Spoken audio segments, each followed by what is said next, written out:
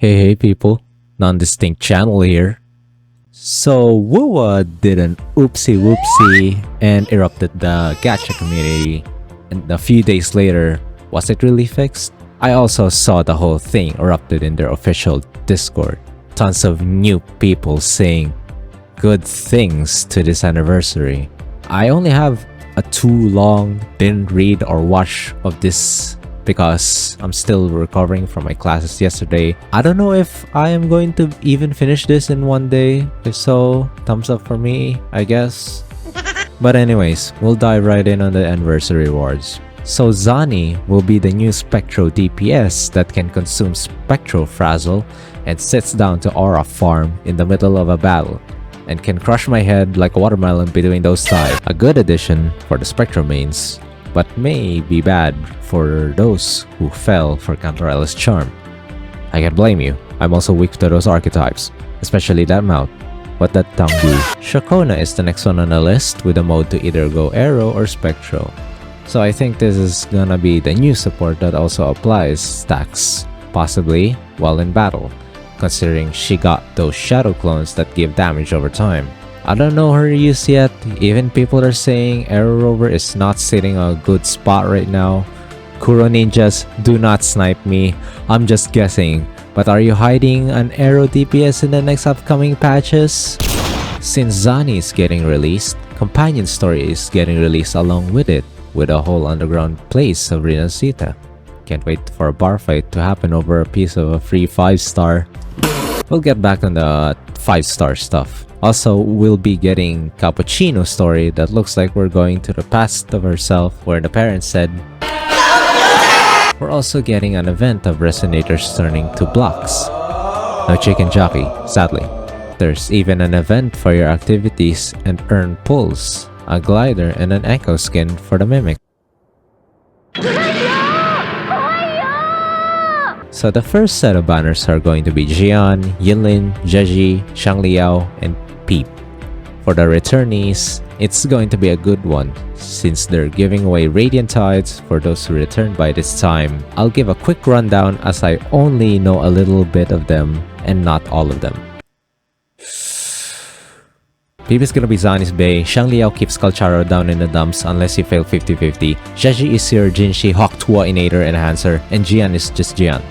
And the second set is Jinshi, Changli, Carlotta, Rochia, and Brant. Mostly the recents for those who missed their chance back then.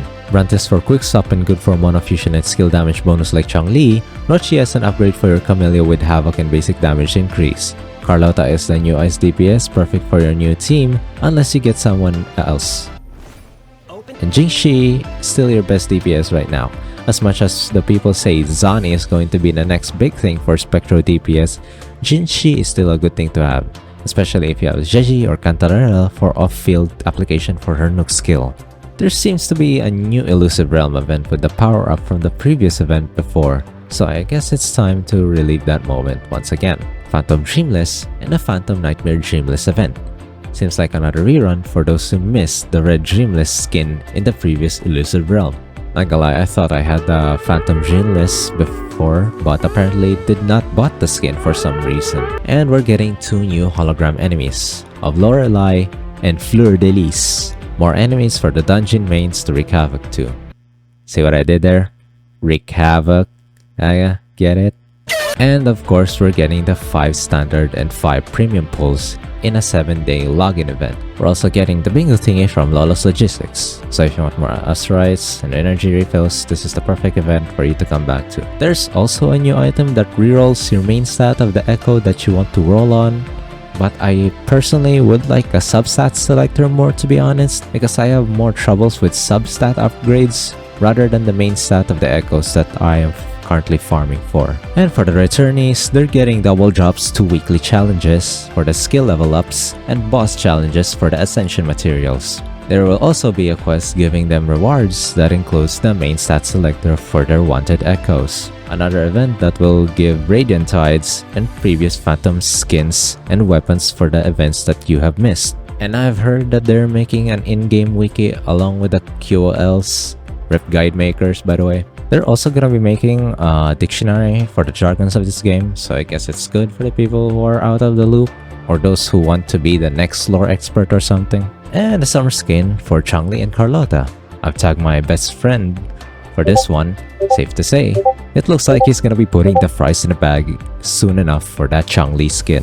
Can't blame him, she looks gorgeous already. With that skin, you'd be motivated as well. More ways than one. Can't forget about Carlotta. That skin is definitely guaranteed an air by the end of this evening. And for the last part, the Cyberpunk collab. I think it's a little too soon for this announcement, but overall, I'm more excited than ever. And I have my next pulling plan. Hopefully it's David, Lucy, or even at least Rebecca joining the WUA roster. I hope we get to see Adam Smasher and he greets us with a smile while complimenting us that you look like a cut of meat, are you? With those anniversary rewards aside, let's get to the aftermath of the riot. So with the recent backlash, they're giving 10 more premium roles, 10 standard pulls, and 10 more weapon pulls. You know, I was expecting that at least for this anniversary that they'd make the wingsuit globally available, usable in Jinzhou and in Mount Firmament, hopefully in the next regions to come as well, and not just region lock it in Rinasita, because I had never mentioned about any of that in the stream because this was a great addition to the exploration.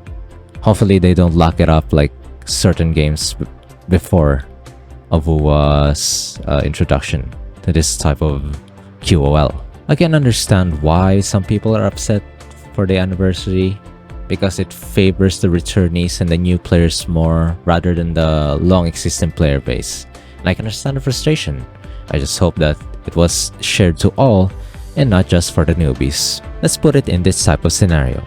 What if you were the ones who arrived early to the party and they never started until the rest of the people have arrived? Worst of all, you don't even get a big portion.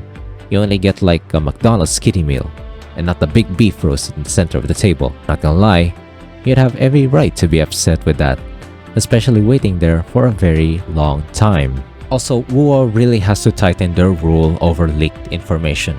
There were hearsays about the free 5-star selectors and their respective weapon, and that sounds like a load of bull.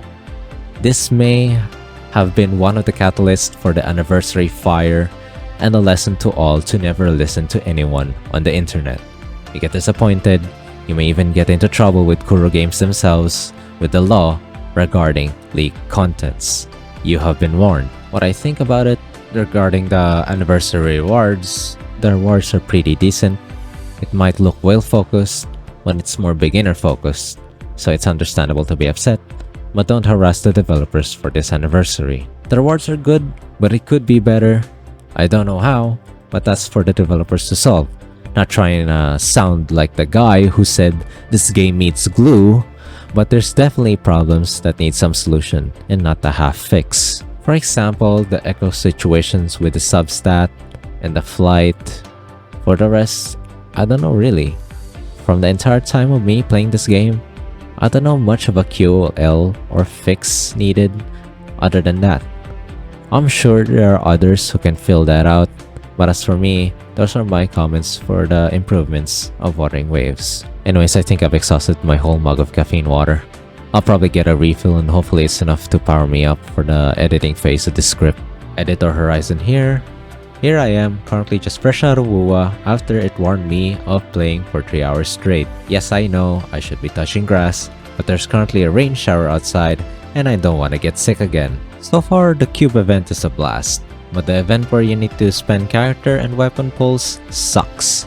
Especially for me, who is now a guarantee after failing to get my S3 Camellia and getting this stupid monk that nobody ever uses. I heard from several people that Zani's companion story is cinema.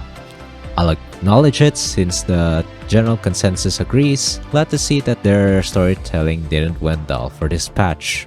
Although I kinda agreed that the free 10 pulls is kinda scummy that they'd give it to you right after Zani's banner time has ended, really giving me Genshin flashbacks there. Let's get things straight here.